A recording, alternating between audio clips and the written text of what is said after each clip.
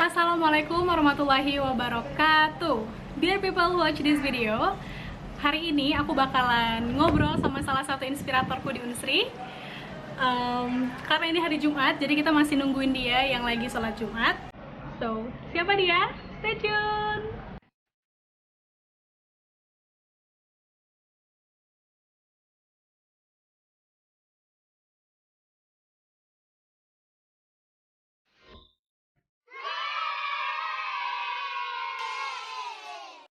Nikmatul Hakiki Febriawan, Presiden Mahasiswa Unsri 2019.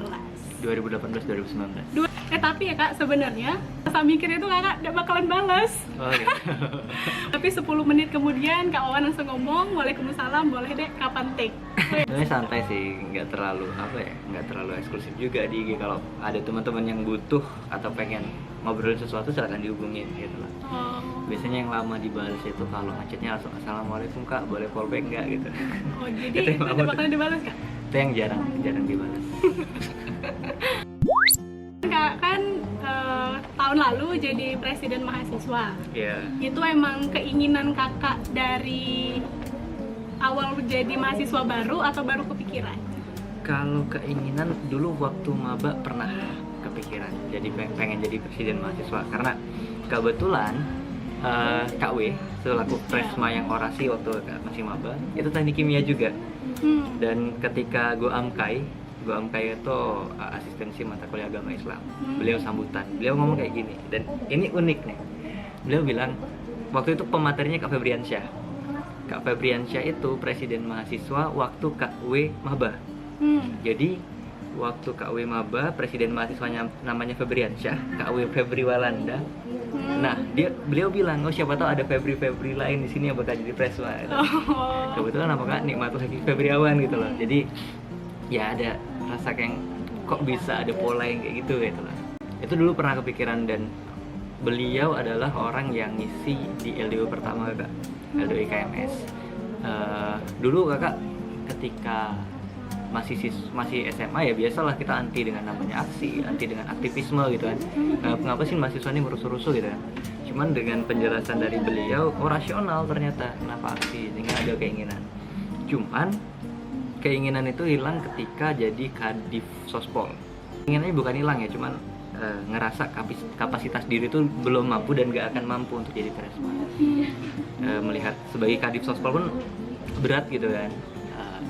Programnya cuma sedikit, cuman ya mengporsir waktu. Sampai waktu itu kakak jadi Kadep Sosial Agama di IKMS, dan itu pure nggak sempat dikerjakan lagi gara-gara jadi Kadif Sospol. Kakak mikir, oh kalau cuman jadi Kadif Sospol pun banyak hal yang terlewati, apalagi jadi presiden mahasiswa. Tapi setelah setelah Kadif Sospol selesai, ceritanya waktu KPU oprek Gupma gitu kan, hampir itu setiap tahun 2017 berarti kak? Ya, hampir setiap orang yang kak temuin bilang, Wan kapan daftar gitu loh, nggak akan ada yang daftar selain lu gitu, nggak akan ada yang daftar selain kamu gitu. Ada yang satu adik tingkat yang bilang, sudahlah kak, jangan tidak tahu, teknik ini nunggu kak untuk daftar gitu. Itu yang bikin kak yakin, oh berarti teknik butuh. Dan jadi presma pun kayak gitu ceritanya. Jadi ya pertama nggak ada kepikiran untuk jadi presma, karena pun zaman jadi Gupma kakak banyak bertentangan sama presmanya. Kakak banyak debat, banyak nggak sepakat dengan hal yang ada, dengan Gupma lain banyak nggak sepakat. Cuman kejadiannya sama, banyak yang ngomong yang dicari tuh yang apa ya, yang bukan yang menggebu-gebu segala macem, yang bisa berpikirnya santai, bisa strategis gitu ya. Berarti karena panggilan ya kak?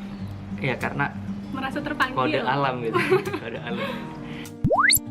Nah jadi waktu oke, kakak memutuskan untuk jadi presma nih kak. Apa yang ekspektasi kakak waktu sebelum jadi, pada saat jadi presma, oh ternyata kayak gini itu? Agak berbeda dengan ekspektasi awal misalnya. Kalau ke kondisi lapangan bisa dikatakan sudah terbaca ya, karena kakak kan sebelum jadi presma itu Gupma. Artinya bagaimana kondisi BEM pun kakak sudah paham, karena sebagai Gupma kan memperhatikan juga, sering datang ke Sekretariat BEM.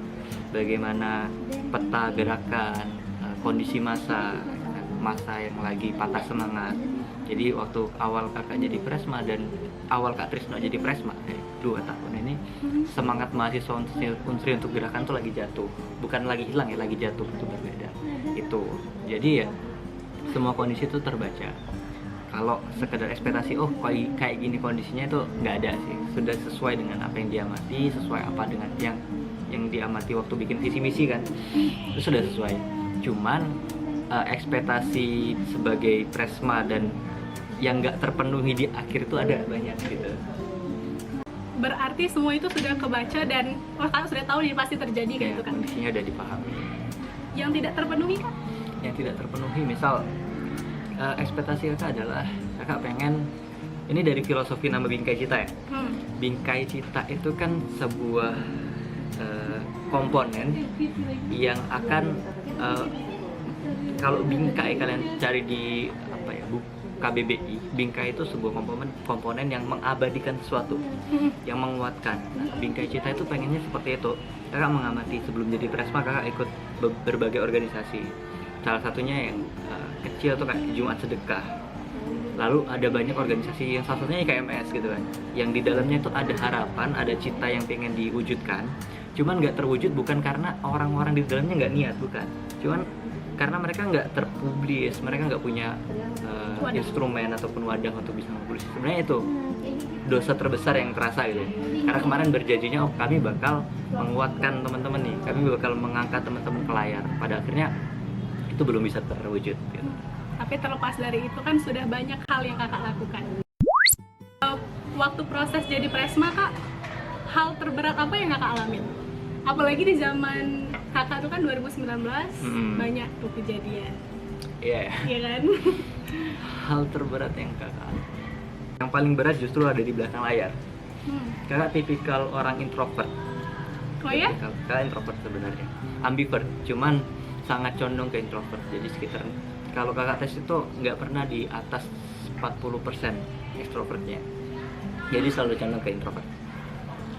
Kakak tipikal orang introvert itu lebih condong ke pemikir bukan penggerak, lebih ke narator. Dan kakak adalah orang yang nggak bisa yang nggak bisa ngubah pemikiran kakak menjadi langkah-langkah strategis, langkah-langkah taktis. Tapi kakak strategis gitu, kakak berpikir gimana caranya gerakan ini bisa kuat secara strategis, cuman step-stepnya itu nggak bisa kakak pikirkan. Rata-rata aktivis gerakan itu sifatnya taktis, orang-orangnya taktis. Jadi untuk ngajak mereka berpikir, misal nih kak contohkan, susah untuk ngajak mereka berpikir gimana caranya ketika apa yang kita rencanakan di lapangan itu nggak terjadi, plan B-nya apa, itu susah. Karena mereka nggak terbiasa strategis. Ataupun misal gimana caranya kita memenangkan opini publik, itu susah. Mereka lebih berpikir apa yang akan kita lakukan, setelah ini apa gitu. Itu lebih ke taktis gitu kan. Itu pola pikir mereka, sehingga apa yang kakak pikirkan di Garda itu jarang bisa disampaikan karena nggak cocok suhunya. Itu yang paling berat sebenarnya. Dan juga tipikal kakak kan pemikir, ya. Kakak nggak bisa menerima hal yang nggak rasional gitu, nggak bisa menerima hal yang nggak rasional. Dan kultur dari aktivis gerakan itu lebih dominan semangatnya, bukan rasionalitasnya. Kalau kita ngobrol di antara mawapres ya rasionalitas mereka sangat kuat gitu kan, tapi anak gerakan lebih ke semangatnya, dan itu sedikit mengganggu, itu menjatuhkan semangat kak sendiri sebenarnya. Cuma lebih ke situ sih berat. Kan itu kan banyak ya kak yang sudah kakak lakuin, orasi segala macam ya kak. Terus keuntungan yang kakak dapatkan jadi presiden mahasiswa, yang namanya amanah itu sebenarnya bukan untuk nyari, ya ini pola pikirnya dulu ya. Yang namanya amanah itu bukan untuk nyari keuntungan, gitu loh, bukan untuk nyari benefit. Karena kalau kita mau cari keuntungan, orang-orang yang pernah dapat amanah itu pasti ngerasain lebih banyak gak enaknya daripada untung yang didapatkan. Tapi secara nggak sengaja, bukan dalam artian kemarin sengaja nih mau nyari ini, enggak gitu. Secara nggak sengaja banyak yang terbangun. Misal kalau dalam orasi yang kakak rasain adalah ada ada kemampuan untuk bisa menarik atensi gitu, kemampuan untuk bisa narik atensi itu yang cukup kuat. Karena kemarin waktu aksi nasional di Jakarta pun banyak anak-anak Jawa yang tiba-tiba nge-DM kemarin waktu orasi di Jakarta tuh ngerasanya kegugah gitu. Kemampuan itu, relasi pun ya relasinya Bertambah pasti. bertambah bukan karena sengaja nyari kontak, itu enggak, ternyata ada perlu dengan dia untuk ngebangun sesuatu, saya dapat kontaknya gitu. Itu lalu ya dikenal, Pasti itu. dikenal dan ya hal-hal yang demikian lah. Dikenal dan diidolakan. Banyak loh kak. Kakak Iya, tahu nggak? di FPM ya.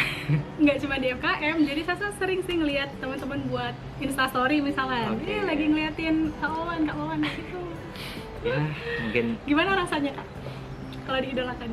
ya, dalam satu sisi kesenangannya bukan senang gara-gara diidolakan ya. Senang berarti gerakan BEM tahun kemarin itu menarik atensi mahasiswa, itu aja senang. Kalau tapi di sisi lain kakak sering ngerasa terteror gitu, sering ngerasa terteror. Sering dimintain fallback ya kak? Kalau fallback sih itu hal yang biasa lah. Oh, biasa. Malah dulu kakak sebelum sebelum followersnya bisa naik gara-gara aksi, itu ya kakak sengaja, kakak stimulasi sendiri, kakak follow orang supaya dia nge-follow back anak Unsri. Bukan pengen banyakin follower, cuman kakak ngerasa Instagram kakak itu adalah kanal informasi untuk anak-anak Unsri. Jadi mereka harus tahu mana nih Instagram resmanya gitu. Jadi kalau nge-follow back itu hal biasa. Ya pernah sampai di telepon tengah malam gitu kan, telepon tengah malam. Dalam urusan? Nggak ada, cuman ya asik-asikan serombongan aja gitu kan. Malahan kadang kakak kalau lagi ngumpul tiba-tiba ada telepon, orang pada ngeceng-cengin gitu, paling anak main TOD gitu kan. Paling orang main TOD. Oh jadi nggak diangkat kak? Kadang kalau lagi jahil sih angkat juga gitu kan, cuman karena pun WhatsApp yang tertera di IG itu kan WhatsApp pribadi yang biasa digunakan untuk hal penting kan. Misal ada yang pengen ngubungin tentang ini lewat itu juga. Jadi takutnya ketika nggak diangkat justru penting gitu. Iya betul. Ketika diangkat cuman orang-orang yang iseng, dan pernah sekali yang sama sekali nggak mau dimatiin gitu. Jadi tak matiin, telepon lagi, matiin, telepon lagi gitu. Serius kak? Iya pernah. Itu Cewek. Iya. Cewek dan beberapa orang sih, 3 atau 4 orang itu suaranya gitu. Sampai sekarang masih kak? Kadang Masih. Dan sebenarnya kakak merasa terganggu atau ya biasalah dinikmati? Terganggu tuh enggak ya, cuman kalau sampai kebablasan itu ya rasanya agak nggak pantas gitu kan. Dan bagi saya sih ini bukan merendahkan mereka yang nelpon, cuman kalau teman-teman yang nonton ya ada yang ngerasa demikian, cobalah marwahnya sebagai seorang cewek itu lebih dijaga gitu. Karena cewek itu kan punya harga diri yang lebih gitu seharusnya. Jadi ngubungin Kak Wawan lebih baik karena urusan ya kak? Oke, boleh. Insya Allah dijawab kok. Penting. Dan pasti dijawab, 10 menit bisa dijawab. Kak kemarin Sasa nonton loh, Yang mana? seminar kepemudaan, kakak Iya. jadi moderator. Asik deh. Asik dong.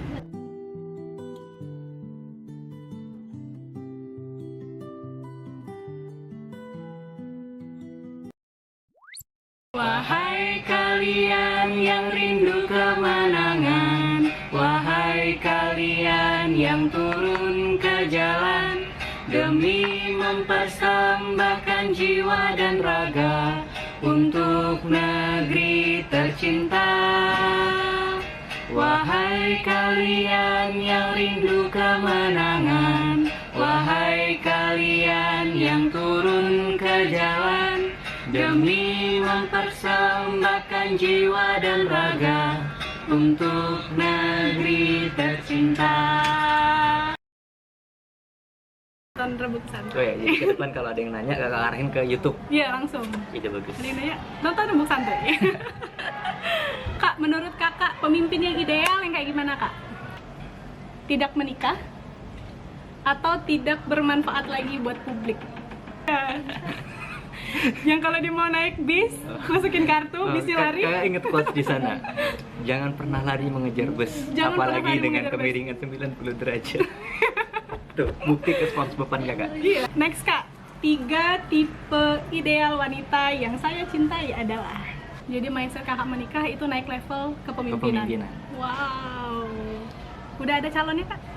Terimalah lagu ini dari orang biasa.